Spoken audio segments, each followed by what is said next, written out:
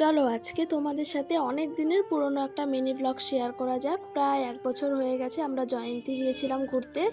তো ওখানকার শর্টসগুলো আপলোড করা হয়েছিল, কিন্তু মিনি ব্লগগুলো আর আপলোড করা হয়নি। তো সেই দিন লাঞ্চে কী কী খেয়েছিলাম সেটারই ভিডিও এটা।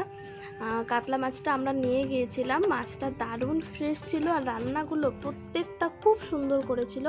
এবার চলো বলে দিই তোমাদের লাঞ্চে কী কী ছিল, দেখিয়েছি যদিও বলে দিচ্ছি। প্রথমে ছিল ডাল, আলু ভাজা, স্যালাড, কাতলা মাছ, আর ছিল পটলের একটা তরকারি, আর একটা মিক্স সবজি ছিল। আমি ডাল খেতে একদমই পছন্দ করি না, তাই আর কি ডালটা দেখাইনি। বাকি খাবারগুলো কিন্তু সত্যিই খুব ভালো ছিল। পাহাড় নদীর সাইডে বসে খাওয়ার তো মজাটাই আলাদা। তারপর সবাই আস্তে আস্তে গল্প করতে করতে, প্রচুর আড্ডা গল্প করতে করতে খেয়ে নিলাম।